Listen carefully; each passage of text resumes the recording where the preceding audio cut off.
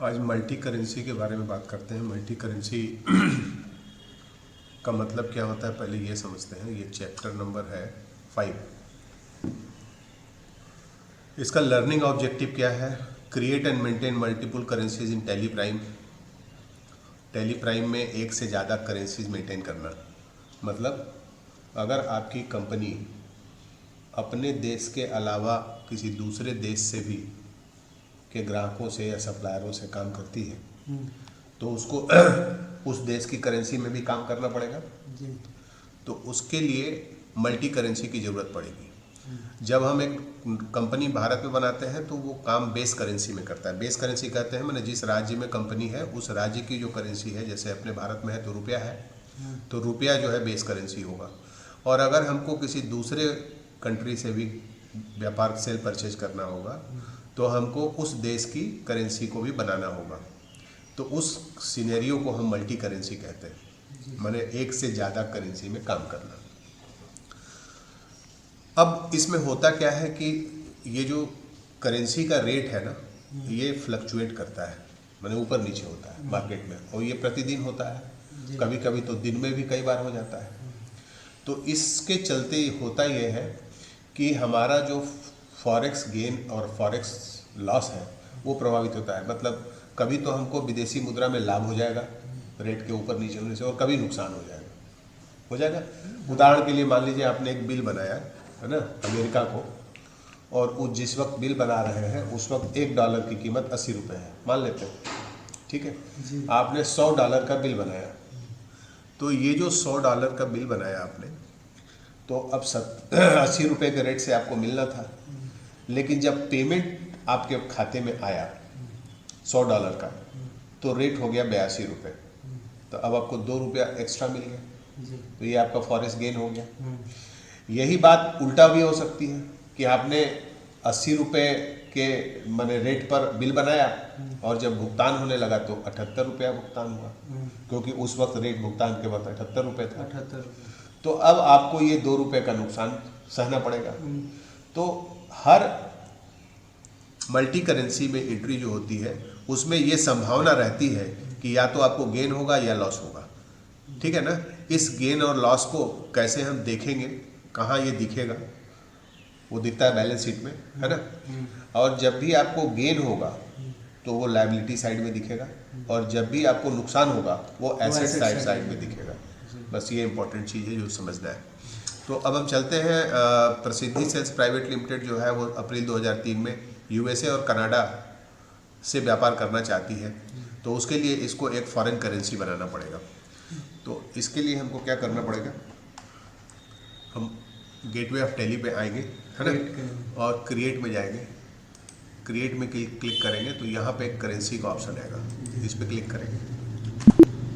यहाँ कहता है कि करेंसी रुपया exist by default for the company. चूँकि कंपनी इंडिया में बनी है इसलिए रुपया पहले से मौजूद है। Do you want to alter this currency? क्या इस करेंसी को अल्टर करना चाहते हैं या नया बनाना चाहते हो? तो अल्टर तो नहीं करना चाहते क्योंकि रुपया में तो काम करना ही है, हमको क्रिएट न्यू कर लेना है। क्रिएट न्यू करेंगे तो यहाँ पे पूछेगा कि आप इसका सिंबल दीजिए, जो करेंसी आप बनाना चाहते हैं उसका सिंबल दीजिए। तो अभी हम लोग बना रहे हैं डॉलर। अभी हम लोग क्या बना रहे हैं? डॉलर।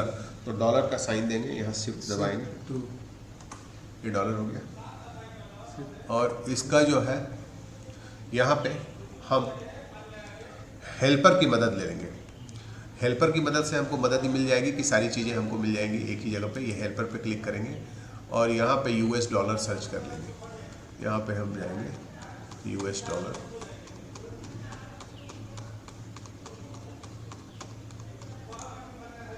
ये आ गया US डॉलर, आ गया। इसको सेलेक्ट कर, तो यहाँ पे उसका कोड वगैरह सब कुछ आ गया, है ना। अब इसमें एक चीज़ जो हमको देखनी है वो ये देखनी है, नीचे से दूसरा वाला option, word represents amount after decimal. जैसे हमारे यहाँ रुपया के बाद पैसा आता है, वैसे US डॉलर में इसको सेंट करते हैं। तो यहाँ पे ये लिखना पड़ेगा सेंट्स। सेंट्स मतलब भारत का रुपया, ठीक है। जैसे $1 50 सेंट, है ना। और इसको करके और सब सारी चीज़ें ऐसे रहेगी, ये हम इसको एक्सेप्ट कर लेंगे। अब इस तरह से हमारी एक करेंसी बन गई। इसको अगर हमको देखना होगा तो हम चार्ट ऑफ अकाउंट्स में देख सकते हैं। चार्ट ऑफ अकाउंट्स में जाएंगे और जब हम करेंसीज में जाएंगे तो यहाँ हमको रुपया के अलावा डॉलर भी दिख रहा है। ठीक है, अब अगर आप ब्रिटिश पाउंड बनाना चाहते हैं तो Alt+156 दबा देंगे, Alt के साथ 156 दबाएंगे तो पाउंड का सिंबल आ जाएगा। उसी तरह अगर Alt के साथ 157 दबा देंगे तो जैपनीज येन आ जाएगा। ठीक है, तो अब हम क्या करते हैं, क्योंकि हमको रेट के बारे में ये सारी डिटेल्स भरनी है, इसलिए हम अल्टर में आते हैं। करेंसी का रेट वगैरह हमको डिफाइन करना होगा। हमने डॉलर बना तो लिया, लेकिन डॉलर का रेट क्या है? तो रेट समझिए दो तरह की चीज़ें होती हैं, दो या समझिए तीन तरह की चीज़ें होती हैं। एक होता है स्टैंडर्ड रेट। स्टैंडर्ड रेट किसी करेंसी का मतलब ये है कि अंतर्राष्ट्रीय बाजार में वह संस्थान जो अंतर्राष्ट्रीय मुद्रा का लेन देन करती हैं, अधिकृत है, उनके यहाँ रेट क्या है, उसको स्टैंडर्ड रेट कहते हैं। जैसे भारत में जो विदेशी मुद्रा का संचालन होता है, जो लेन देन होता है, वो रिजर्व बैंक ऑफ इंडिया के द्वारा होता है। अब रिजर्व बैंक ऑफ इंडिया से कॉमर्शियल बैंक को मिलता है डॉलर। आपका खाता तो कॉमर्शियल बैंक में है, आप रिजर्व बैंक से तो डायरेक्ट बात नहीं करते नहीं। तो आप जब अपने बैंक में जाते हैं और आपको डॉलर देना होता है या लेना होता है, ठीक है, परचेज करेंगे या सेल करेंगे डॉलर का, है ना, तो उसके लिए रेट होता है, बाइंग रेट और सेलिंग रेट। तो स्टैंडर्ड रेट जो होता है, जैसे मान लीजिए कि अगर डॉलर का स्टैंडर्ड रेट 80 रुपया है, मतलब रिजर्व बैंक ऑफ इंडिया 80 रुपये में किसी कॉमर्शियल बैंक को डॉलर देती है, तो ये तो हो गया स्टैंडर्ड रेट। ठीक है, अब अगर कोई कॉमर्शियल बैंक से आप लेने जाएंगे तो वो अपना कमाई देखेगा। वो बोलेगा कि अगर आपको खरीदना है तो हम आपको 81 रुपये में देंगे, 1 रुपया कमाएंगे। 80 से तो वो खरीद रहा है, 81 रुपये, तो 81 रुपये में वो हमको मिलेगा। लेकिन जब हम बेचने जाएंगे तो हमको 79 रुपीज़ का ही रेट देगा, क्योंकि बोलेगा 80 में तो हमको रिजर्व बैंक से मिल ही जाता है, तो आपसे लेके हम क्या करेंगे। ठीक है, तो बैंक जो है वो देने और लेने दोनों, मतलब बेचने और खरीदने दोनों समय वो आपसे मार्जिन लेता है। तो अब तीन तरह के रेट हो गए। एक हो गया स्टैंडर्ड रेट, दूसरा हो गया बाइंग रेट, माने आपको कब किस रेट में मिलेगा, आपके खरीद, अगर आपको खरीदना है, जैसे आपको भुगतान करना है, किसी को डॉलर में पेमेंट करना है, तो आपके पास तो रुपया है ना, तो आप तो बैंक के पास जाएंगे, बोलेंगे भाई इसको कन्वर्ट कर दो डॉलर में, हमको डॉलर में पे करना है। तो फिर बोलेगा तब आप हमसे डॉलर परचेज करिए। ठीक है, तो जब आप उससे डॉलर खरीदेंगे तो उसका रेट अलग हो जाएगा, तो उसको कहते हैं बाइंग रेट। और सेलिंग रेट कहते हैं जब आपके पास पेमेंट आ जाएगा डॉलर में, तो आप उसको रुपया में कन्वर्ट करना चाहेंगे, इसका मतलब आप सेल करना चाहेंगे डॉलर को, तो जब आप सेल करेंगे तो उसका रेट सेलिंग रेट होगा। तो इस दोनों ही केस में बैंक जो है आपसे कमाता है, और उसी कारण जो है आपका जो फॉरेक्स गेन और लॉस है वो होता है, या तो गेन होगा या लॉस होगा। तो अब हम क्या करते हैं, इसको अल्टर करते हैं, करेंसी को अल्टर में जाएंगे और यहाँ रेट ऑफ एक्सचेंज लिखा हुआ है, इसको करेंगे।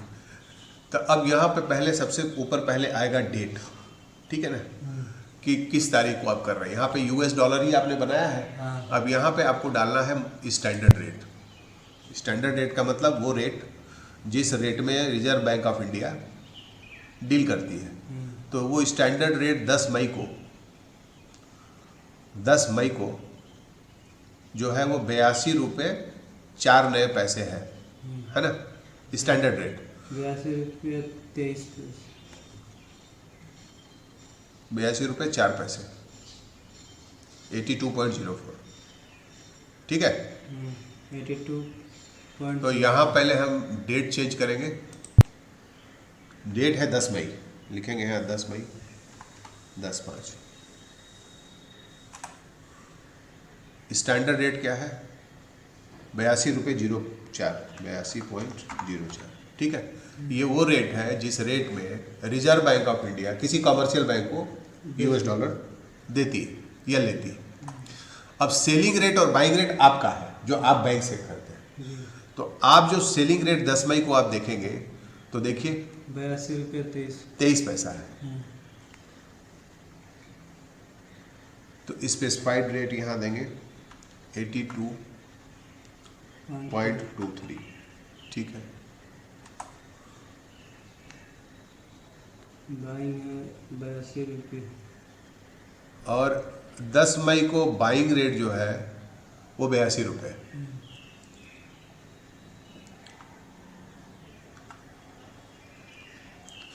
ठीक है। यूएस डॉलर का स्टैंडर्ड रेट जो था वो 82.04 था, ठीक है। और सेलिंग 82.2। हाँ हाँ हाँ, तो ये करेंसी अल्टरेशन का हमने सीन देखा है। ये सिंगल भी हो सकता है और मल्टीपल में भी कर सकते हैं। अगर एक से ज़्यादा करेंसी रेट हो तो वो भी आप बना सकते हैं। इसको करने के बाद हम इसको सेव कर लेंगे। ये जो काम हमने किया है उसको एक बार फिर से हमको देखना होगा। रेट ऑफ एक्सचेंज में एक हमको सिंगल में जाना पड़ेगा। सिंगल में ही है हम। एक मिनट, चार्ट ऑफ अकाउंट्स में देख ले बना के लिए। करेंसीज डॉलर बन गया, ठीक है। ये सेव हो गया है ना। यहाँ पे ये दिख रहा है ना 82.4। तो ये है हमारा स्टैंडर्ड रेट जो है वो इतना है। और 10 मई को ये जो है सेलिंग रेट इतना है और बाइंग रेट 82 है। मतलब बैंक खरीदेगा तो 82 रुपये 4 पैसे देगा, तो आपसे 4 पैसा कमा रहा है ना। है? उसको बेच रहा है 82 रुपये 23 पैसा। हाँ,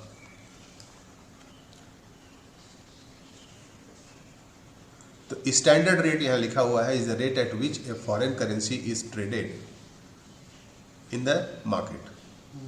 selling rate is the rate at which the bank buys currency from a customer. मैंने सेलिंग रेट मतलब आपका सेल करने का रेट। आप जब उसको सेल करेंगे तो 82 रुपये 23 पैसा होगा। Buying rate is the rate at which the bank sells the currency, यानी आपका बाइंग रेट है। This rate is used when purchasing or paying money in terms of foreign currency, ठीक है। तो ये हो गया हमारा रेट ऑफ एक्सचेंज जो हमने डिफाइन कर दिया। अच्छा, ये हर तारीख को अलग अलग हो सकता है। अब अगर 10 मई के बाद 15 मई को कुछ नया बदलता है तो फिर ये अल्टर करके हम इसको चेंज कर सकते हैं, ठीक है। तो यहाँ से हम बाहर निकल लेते हैं। अब ये कंपनी जो है व्यापार शुरू कर रही है 10 लाख रुपए से, जो शुरू में दिया है वो हम मिस कर गए हैं। यहाँ पे बिजनेस सिनेरियो में दिया हुआ है कि कैपिटल जो है वो 10 लाख रुपए से ये शुरू कर रही है और कंपनी डील कर रही है मोबाइल फ़ोन में, है ना। तो एक हम एंट्री बना लेते हैं वाउचर में चल के, और यहाँ पे हम डेट दे देंगे 1 अप्रैल 2023 ना। 1 अप्रैल ही है। कै तारीख को व्यापार शुरू कर रहा है, कैपिटल इंट्रोड्यूस कर रहा है, अप्रैल में ही कर रहा है, ठीक है। डेट नहीं दिया है तो हम अप्रैल की 1 तारीख ही ले लेते हैं। 1 अप्रैल को हम रिसीट में एक एंट्री बना लेंगे और यहाँ क्रेडिट कर देंगे capital account, capital under capital account, और यहाँ 10 लाख 10 1 और बैंक वगैरह नहीं, बैंक जरूर बनवाया होगा लेकिन यहाँ बैंक का कोई अकाउंट बोल नहीं रहा है। डिफरेंट मोबाइल नहीं, वो किसी बिजनेस बैंक के लिए बिजनेस के लिए ये बैंक तो बनाया ही होगा ना। बिना बैंक के तो ये मल्टी करेंसी में काम कर नहीं सकता ना। तो अब बैंक क्या बनाया है ये देखना पड़ेगा कि ये बैंक से पेमेंट जो कर रहा है ले रहा है कोटक बैंक। तो यहाँ पे हम पैसा कोटक बैंक में ही डाल देते हैं क्योंकि कोटक बैंक से ही काम करेगा। तो Kotak bank under bank account. तो ये तो एक नॉर्मल एंट्री है जो सबको पता है। तो ये हमने कैपिटल इंट्रोड्यूस कर दिया तो बैंक में इनके पैसा आ गया 10 लाख। अब क्या कर रहा है, परचेज कर रहा है वाउचर यूजिंग फॉरेन करेंसी। अब ये विदेश से US डॉलर में कोई सामान परचेज कर रहा है 11 मई को, ठीक है। प्रसिद्धि सेल्स जो है वो बेन सुपर मार्केट USA से परचेज कर रहा है, तो हम सीधे चलते हैं परचेज पे। सारा हम बना लेंगे वहीं पे जहाँ जब हम एंट्री कर रहे होंगे। तो कै तारीख को कर रहा है ये? 11 मई को कर रहा है। अपना तो 11 कर दिया हमने मई, और परचेज में चले गए। 11 अप्रैल हो गया सर। अच्छा 11 मई ना, हाँ, क्योंकि डेट जो है वो हमने तय किया है 11 मई को करिए। सप्लायर का इनवाइस नंबर जो है वो दिया है BSM ऑब्लिक 10/23। तो ये हो गया। पार्टी का नाम हमने बना लिया सैमसंग गैलेक्सी बेन सुपर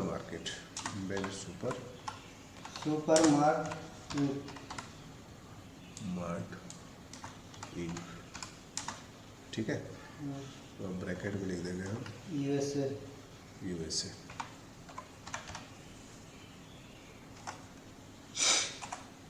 ठीक है, परचेज कर रहा है तो ये हमारा संडी क्रेडिटर होगा जी। इसको बना लिया हमने संडी क्रेडिटर में। मेंटेन बिल वाइज डिटेल, ये सब सारी चीज़ें वैसे ही रहेंगी। अब यहाँ कर्नाटक नहीं होगा, ठीक है। बेंगलुरु अब यहाँ पे जो है स्टेट का नाम तो दिया नहीं है, इसका स्टेट नहीं दिया है, लेकिन कंट्री USA होगा, है ना। तो इसके लिए हम क्या करेंगे, यहाँ नीचे आएंगे और इंडिया की जगह जो है फ्लोरिडा, स्टेट फ्लोरिडा। अच्छा चलिए, ये USA हमने कर लिया। USA नहीं है, यूनाइटेड स्टेट ऑफ अमेरिका होगा, यूनाइटेड स्टेट ऑफ अमेरिका। और ऊपर चल के इसको फ्लोरिडा कर लेंगे, ठीक है। ये जरूर कर लेंगे, नहीं तो फिर एंट्री हमारी नहीं बन पाएगी, ठीक है। तो ये हमने एक एंट्री कर ली। परचेज का एक लेजर बना लेंगे। इन्होंने इंपोर्ट बनाया है, परचेज इंपोर्ट, क्योंकि ये इंपोर्ट हो रहा है तो इसका नाम रख लेंगे परचेज इंपोर्ट। अच्छा नया बनाना है, एक minute, create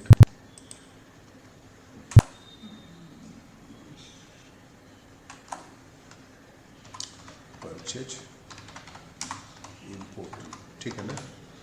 under purchase account, ठीक है। परचेज अकाउंट और यहाँ आइटम हमको बना लेना होगा। आइटम क्या है?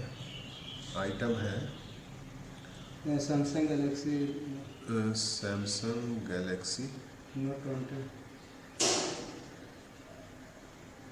11 मई को। सैमसंग गैलेक्सी नोट 20, और गोडाउन है बेंगलुरु। तो ये तो इसका बना हुआ है ना? नहीं, हमारी कंपनी में नहीं बना। अच्छा, वो इंडिया में बना है, ये इसमें नहीं बना, USA तुम में। लोगों की कंपनी में बना होगा। सैमसंग गैलेक्सी नोट 20 ठीक है ना। बेंगलुरु लोकेशन वो बना देंगे हम। क्या? अंडर प्राइमरी यूनिट, ये स्टॉक आइटम ये तुम्हारे में बना होगा, हम बना रहे हैं, ठीक है ना। तुम्हारे में बना होगा, है ना। और ये है कितना पीस है? 5 ना, 5 पीस है। 5 पीस है, और $750 $750 में। यहाँ पे अगर हमको गोडाउन बनाना होगा तो क्रिएट मास्टर में जाएंगे, गोडाउन भी तो बनाना होगा। और यहाँ पे हम आ जाएंगे गोडाउन, और यहाँ क्रिएट न्यू में जाएंगे, और यहाँ बेंगलुरु लोकेशन बना देंगे, ठीक है। चूँकि तुम्हारी कंपनी में बना होगा, मेरी कंपनी में नहीं बना है, मैं एड्रेस बना दूँगा, ठीक है। इसका रेट ऑफ एक्सचेंज एक मिनट,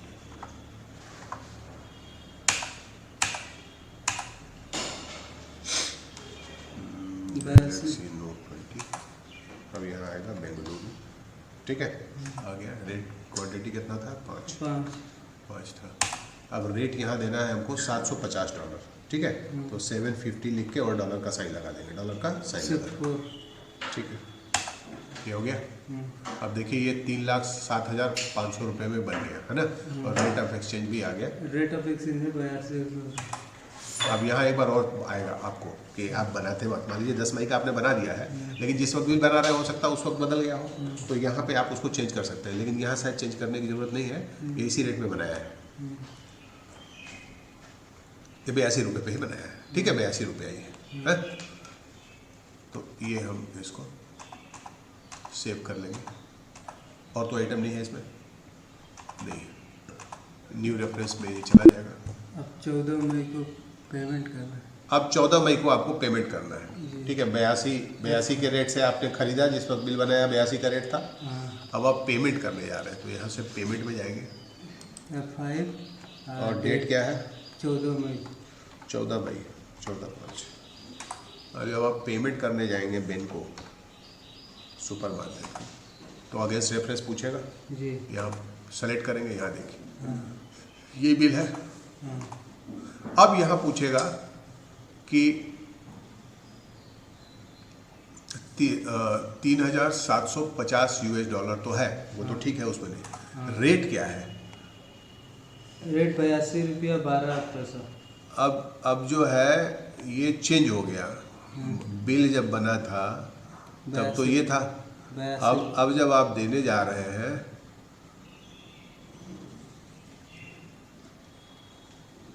82 रुपये 12 पैसा लगेगा। तो ये हो गया 82 रुपये 12 पैसे। ठीक है, तो इसको एरो से जाएंगे और 82.12 पर डॉलर। ठीक है ना, हो गया। जी। अब इस बदलाव के कारण जो है क्रेडिट होगा आपका कोटक बैंक से पेमेंट करेंगे। जी। ठीक है, यहाँ फिर से एक बार आएगा फॉरेन एक्सचेंज, उसको हम सेव कर लेंगे।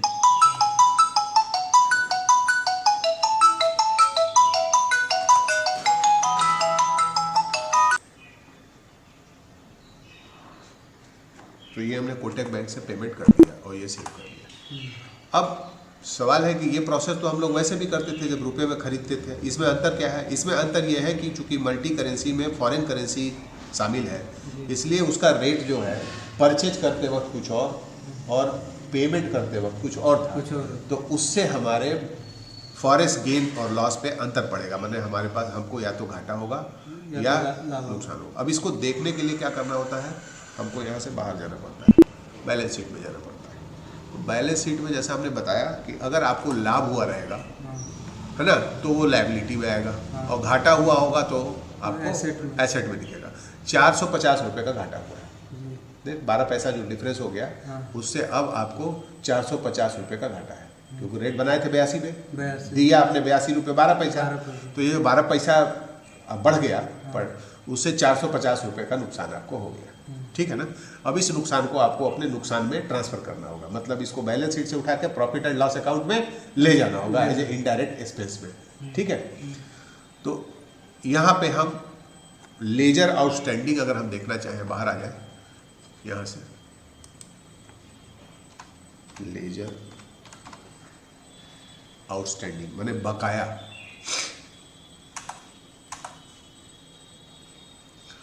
ठीक है, F5 कर देते हैं।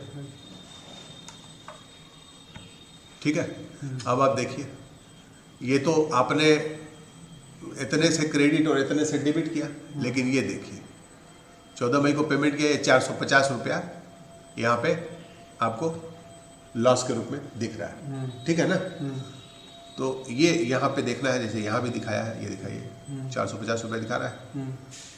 ठीक है, उसी तरह आप इसको सेल वाउचर में भी करके देख सकते हैं। ये कहानी तो दोनों में होगी। सेल में भी आप जिस रेट से करेंगे और जब पैसा आएगा तो उसमें आगे पीछे हो सकता है, क्योंकि रेट बदल जाएगा। देने वाला तो अपने ही करेंसी में देगा ना आपको, आप जितने डॉलर का बना के देंगे बिल उतने डॉलर देगा। अब उससे आपका रुपया कितना बदलता है, इसमें चेंज होने की संभावना रहेगी, तो उसमें लाभ भी होगा और हानि भी होगी। तो अब आप एक सेल कर रहे हैं 15 मई को, तो आप बाहर आ जाइए और चले जाइए वाउचर में, और डेट आपने कर दिया 15 मई, और सेल में आ गए आप F8 दबा देंगे। ठीक है, पार्टी कौन सी है? पार्टी है लिंकॉन्स इलेक्ट्रॉनिक्स कनाडा, तो LC करके आप बना दीजिए। लिंकॉन्स electronics electronics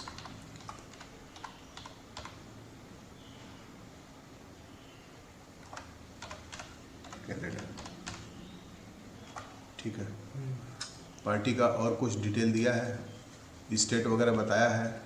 state not applicable, state not applicable है। स्टेट और इसको बनाएंगे सन्ड्री डेटर में, इसको बनाएंगे सन्ड्री डेटर में, क्योंकि ये सेल कर रहे हैं तो ये हमारा ग्राहक है। जी डेप्टर में सन्ड्री डेप्टर। हाँ, और यहाँ पे इसको नॉट एप्लीकेबल कर देंगे। स्टेट का नहीं पता है हमको क्या है। कंट्री कनाडा, कंट्री जो है वो कनाडा है, तो यहाँ से हमने कनाडा सेलेक्ट कर लिया और इसको हमने सेव कर लिया। बिल का नंबर भी दिया है लेजर नंबर। और ये हो गया सेल एक्सपोर्ट। क्या हो जाएगा? सेल एक्सपोर्ट, ठीक है, अंडर सेल्स अकाउंट। तो ये हमने सेल्स अकाउंट बना दिया। क्या आइटम आप सेल करना चाह रहे हैं? ये सेल कर रहे हैं आप सैमसंग गैलेक्सी नोट ही 7 नंबर, ठीक है, 15 तारीख को। Galaxy note 20। हाँ, तो सैमसंग गैलेक्सी नोट 20 आपने ले लिया, बेंगलुरु लोकेशन से ले लिया और आप 60 पीस देना चाह रहे हैं $780। और इसको दे रहे हैं $780। बस यहाँ ध्यान रखना है 780 के बाद डॉलर का साइन लगा देंगे।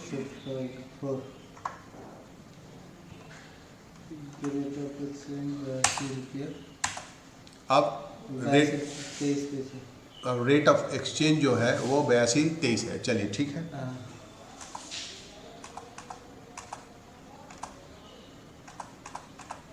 ये न्यू रेफरेंस में बन गया, ये हमने सेव कर लिया, ठीक है।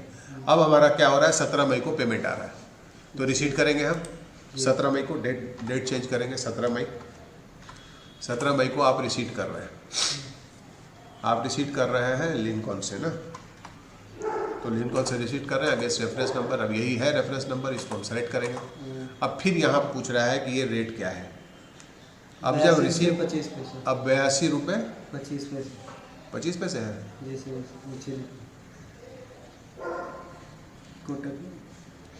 अच्छा, रिसीट के ही एंट्री में बताया है। अच्छा हाँ ठीक है, रिसीट करते वक्त 17 मई को 82 रुपये 25 पैसे है, तो ठीक है, इंटर करेंगे, है ना।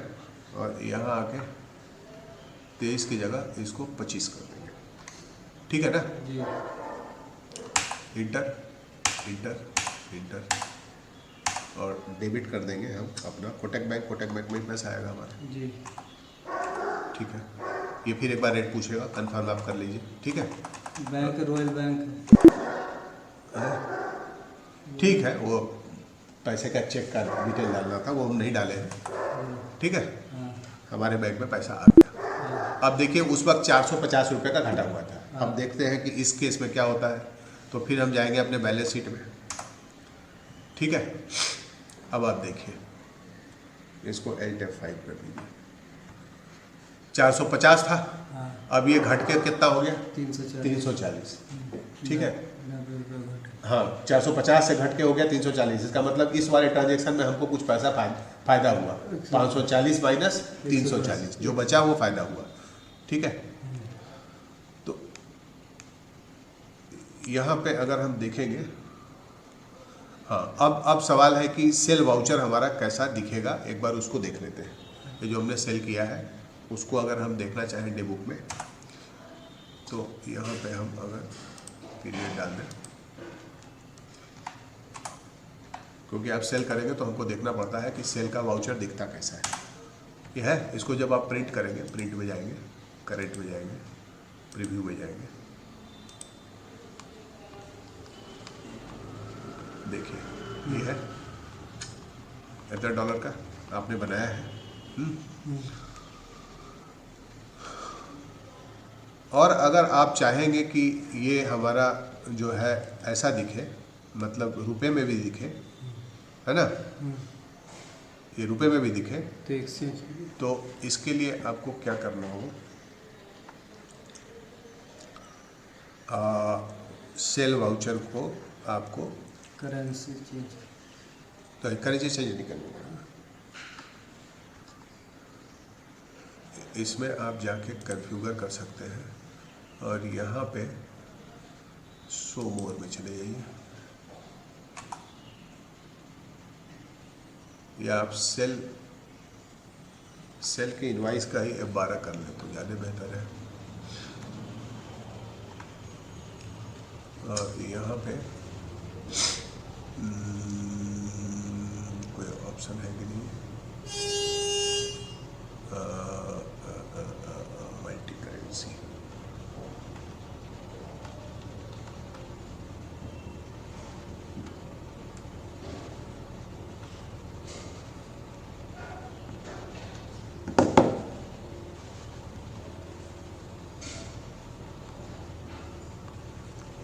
यहाँ पे अगर आप ठीक है,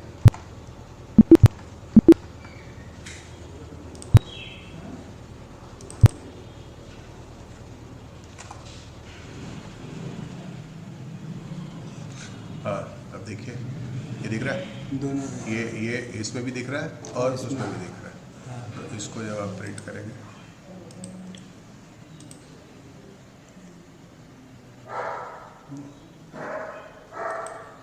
अच्छा ये प्रिंट करते वक्त इसलिए नहीं बता रहा है कि जिस पार्टी को आप देंगे ना उसको रुपया से कोई मतलब नहीं, उसको डॉलर से मतलब है, ठीक है ना। चलिए, तो ये है मल्टी करेंसी में कैसे काम करते हैं, है ना। अब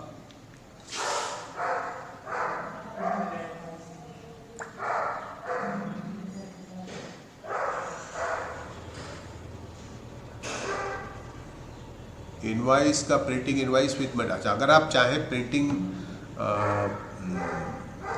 को मल्टी करेंसी में भी देखना है तो ठीक है, उसको नहीं चाहिए तो आपको कन्फ्यूगर में फुटर इंफॉर्मेशन में so base currency and foreign currency दोनों करना पड़ेगा। तो कन्फ्यूगर में फुटर में आ जाए हेडर इंफॉर्मेशन, फुटर इंफॉर्मेशन,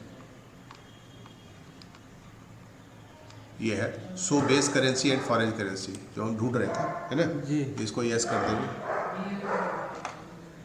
अब आप प्रीव्यू करेंगे तो वो दोनों दिखाएगा, लगता हुआ नहीं अभी, एक मिनट, कन्फ्यूगर में जाएंगे, तो उससे नहीं होगा ना, ये हम लोग ये इसको रेट ऑफ एक्सचेंज किया है तो ऐसा नहीं ना होगा। नहीं नहीं, so base and foreign currency for total, तो इसको इंटर करेंगे, कंट्रोल ए करेंगे, अब प्रीव्यू करेंगे, अब आ गया, दोनों रेट में आ गया है नीचे, हाँ ठीक है। हालांकि इसका कोई बहुत इंपॉर्टेंस नहीं है क्योंकि आप जिसको देंगे ये आपके लिए मायने रख सकता है, लेकिन उनके लिए क्या मायने रखता है, हाँ, रुपया क्या, उनको तो सिर्फ उससे मतलब है। तो ये इनवाइस आप ऐसे भी इसको देख सकते हैं। अब ये कह रहा है कि अनएडजस्टेड फॉरेन गेन लॉस को अगर आप देखना चाहते हैं ट्रायल बैलेंस में तो यहाँ से बाहर आ जाइए, अब आप रिपोर्ट में चले जाइए, डिस्प्ले मोड रिपोर्ट में, डिस्प्ले और यहाँ से आप ट्रायल बैलेंस खोलिए, ठीक है। हाँ। अब यहाँ पे दिखा रहा है कि 450 रुपया आपका नुकसान हुआ था हाँ और 109 रुपये 20 पैसे का लाभ हुआ था, जी। ठीक है। एंड F5 कर दीजिए, ठीक है। ये unadjusted foreign and gain loss आपको यहाँ दिख रहा है, जो आपको आप देख सकते हैं, ठीक है। ठीक 109 रुपये 20 पैसे का आपको लाभ हुआ है और 450 रुपये का घाटा हुआ है, जी। ठीक है। अब इसको एडजस्ट करना है, इसको हमको क्या करना है, एडजस्ट इसको हमको इनडायरेक्ट एक्सपेंस और इनडायरेक्ट इनकम में एडजस्ट करना ये है। 450 इसके लिए हमको क्या करना पड़ता है, एक जनरल की एंट्री पास करनी पड़ती है ना, जनरल वाउचर लेना पड़ता है 18 मई को, है ना, और यहाँ पे इसको एडजस्ट करना पड़ता है। जी। तो ठीक है, एडजस्ट करने का मतलब कि जो बैलेंस शीट में दिख रहा है वो प्रॉफिट लॉस अकाउंट में दिखे, क्योंकि जो हमारा लाभ हुआ है वो इनडायरेक्ट इनकम है और जो नुकसान हुआ है वो इनडायरेक्ट एक्सपेंस है। तो अभी अगर हम अपना प्रॉफिट एंड लॉस अकाउंट देखें तो वहाँ अभी ये रिफ्लेक्ट नहीं कर रहा होगा, ठीक है। यहाँ पे वो अभी नहीं आया है, Alt F5 करके देख लें, यहाँ पे अभी वो नहीं आया है, अब यहाँ वो दिखाने लगेगा, ठीक है, इनडायरेक्ट इनकम और इनडायरेक्ट एक्सपेंस में, जो अभी नहीं दिखाई दे रहा है। ये एडजस्टमेंट के बाद होगा। ठीक है, तो हम चलते हैं, एक जनरल का वाउचर लेते हैं और यहाँ पे एक जनरल का वाउचर, ये ले लिया जनरल का वाउचर, ठीक है। और जनरल में आप देखिए बैलेंस में 340 रुपये 80 पैसे का टोटल हिसाब के साथ दिखा रहा था, प्लस माइनस करने के बाद, हाँ। है ना। तो ये 340 रुपया जो है वो हमारा किधर आ रहा था, एसेट साइड में। इसका मतलब ये हमारा इनडायरेक्ट एक्सपेंस हुआ है, नुकसान हुआ है, तो इसको हमको इनडायरेक्ट एक्सपेंस में डालना होगा, ठीक है। तो इसमें एक हम लेजर बनाएंगे, है ना, दो, एक फॉरेस्ट गेन का, एक फॉरेस्ट लॉस का, ठीक है, दो लेजर बनाएंगे, गेन के लिए गेन वाला और लॉस के लिए लॉस वाला करेंगे, और ये जनरल एंट्री हम करेंगे। तो चलिए हम तो उसको उसी वक्त बना लेंगे। अभी हम क्या करेंगे, जनरल की एंट्री खोल के और यहाँ चेंज मोड में जाएंगे और यहाँ पे सेलेक्ट करेंगे चेंज मोड में, use for forest gain and loss adjustment, ठीक है, हो गया जी। अब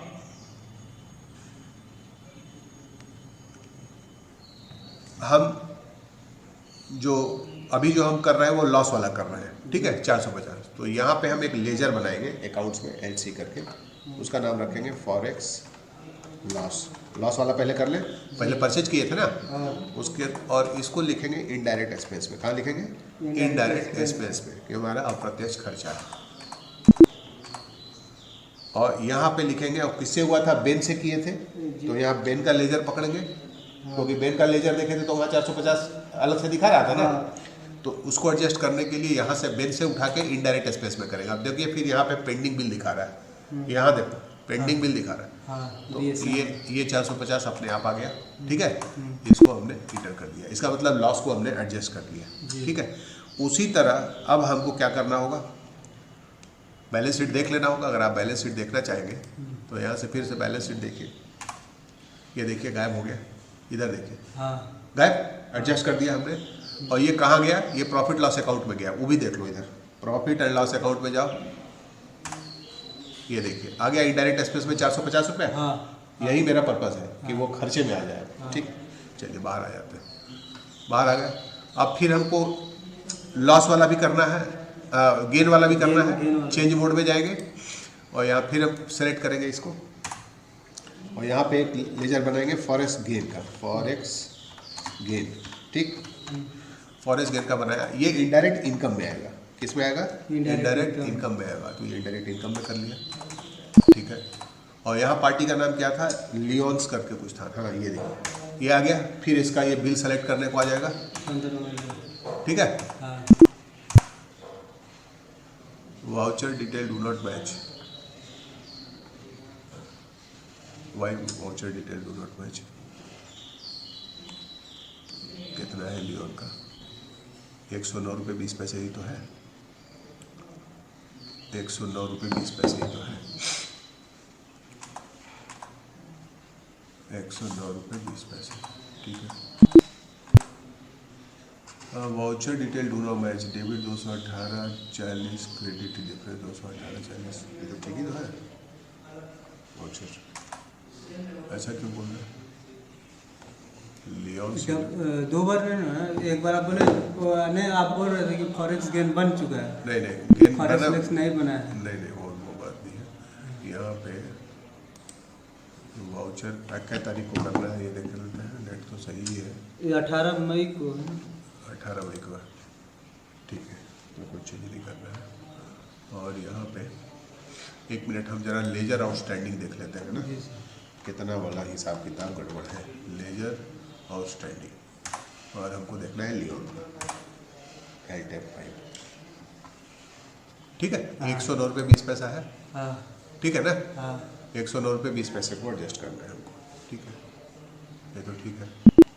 तो जनरल में आ गए और यहाँ आके हमने चेंज वोट किया और इसको हमने ये कर लिया, ठीक है। और ये हो गया हमारा फॉरेस्ट गेन, और ये हो गया, और यही है,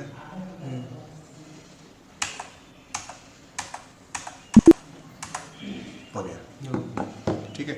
तो अब अगर हम इसको यहाँ से देखें बैलेंस शीट में अपने, ये देखिए ख़त्म कहानी, खत्म। कुछ भी नहीं है, ना गेन है ना लॉस है। ना। और यहीं पे अगर हम प्रॉफिट लॉस अकाउंट देखें तो अब वो वहाँ दोनों चीज़ें दिखेंगी। ये देखिए 109 रुपये 20 पैसे का गेन हाँ। और 450 रुपये का नुकसान। नुकसान। ठीक है, इसी को कहते हैं मल्टी करेंसी। ठीक है, तो इस तरह से हम ये मल्टी करेंसी का करेंगे और इसकी एंट्री करेंगे। इसमें 2-3 चीज़ें जो समझनी है वो फिर से एक बार रिपीट कर देते हैं। मल्टी करेंसी का इस्तेमाल तब होगा जब आप अपने कंट्री से बाहर किसी दूसरे कंट्री से व्यापार कर रहे हैं, खरीद सेल कर रहे हैं। जिस भी कंट्री से कर रहे हैं उसका आपको सबसे पहले एक करेंसी बनानी पड़ेगी। बनाने की प्रक्रिया समझ चुके हैं आप। अब ये करेंसी से संबंधित जो ट्रांजैक्शन होता है इसमें या तो आपको कभी लाभ होगा या कभी हानि होगी, क्योंकि एक्सचेंज रेट बदलते रहता है। मल्टी करेंसी में डॉलर से रुपए का कन्वर्जन या किसी भी फॉरेन करेंसी से अपने बेस करेंसी का जो परिवर्तन है वो हमेशा रहता है। तो उसमें ये संभावना है कि आपको या तो फॉरेक्स गेन माने फॉरेन एक्सचेंज का गेन होगा या लॉस होगा, है ना।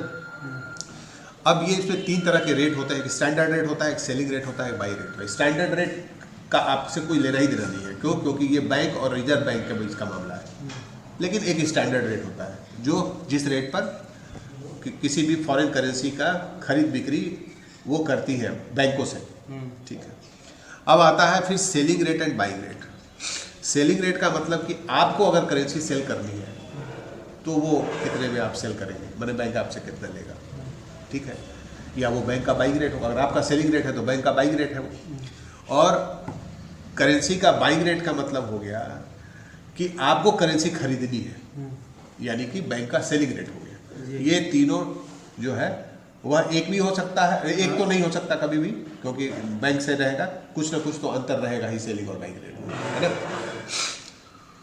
क्योंकि बैंक की वही कमाई है।